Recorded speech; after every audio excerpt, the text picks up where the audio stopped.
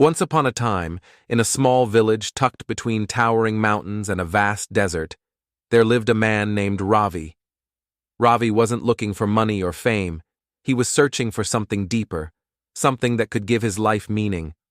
From a young age, he had felt a quiet whisper calling him, especially in the stillness of the night. He read ancient texts and learned from wise teachers, but the more he searched, the further the answers seemed to drift away. It was as if the truth was always just beyond his reach. One day, fed up with the never-ending confusion, Ravi climbed the tallest mountain in the village to meet sage Meera, a wise woman known for her deep understanding of life. She lived alone in a small hut, far from the noise of the world, surrounded by fields of wildflowers. When Ravi reached her, tired and breathless, he saw her sitting quietly, eyes closed, as if she was in deep conversation with the earth beneath her. "Why do I suffer so much?" Ravi asked her, his voice filled with desperation. "I've searched for answers my whole life, but the more I seek, the more lost I feel. What is the meaning of all this?" Meera opened her eyes slowly, a gentle smile on her lips. "You suffer because you believe there's something to find," she said softly. "You're searching as if there's a great truth that will explain everything. But life is not a puzzle to be solved, Ravi. Life is absurd." "Absurd?"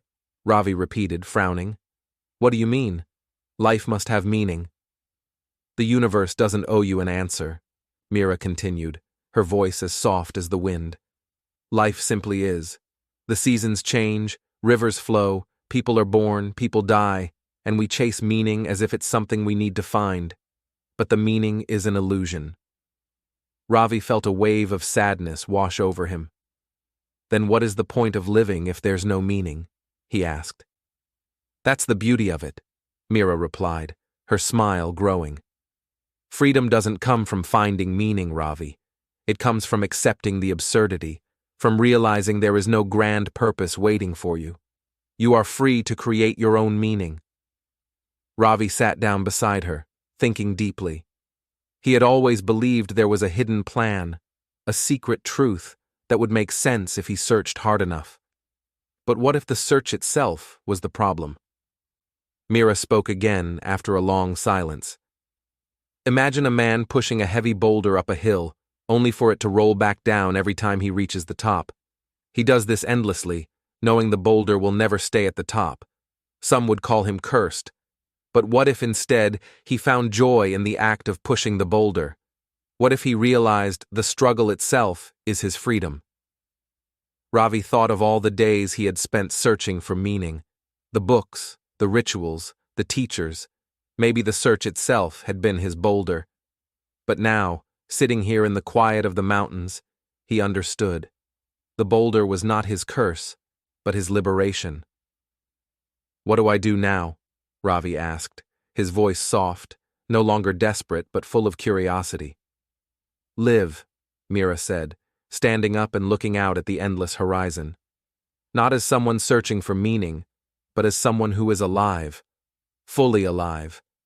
Embrace the absurdity, and in doing so, you'll find a joy that no answer can ever give you." Ravi looked up at the sky, vast and endless, and for the first time in his life, he didn't feel the need to question it. There were no answers there, only the wide, open sky. And in that emptiness, he felt light, as if a great weight had been lifted from his heart. The boulder was still there, waiting to be pushed. But now, Ravi would push it with joy, not because he expected it to stay at the top, but because he had learned to dance with it along the way. This story reminds us that life doesn't always have clear answers. Sometimes, the meaning we seek is the meaning we create ourselves, in the act of living and embracing the journey.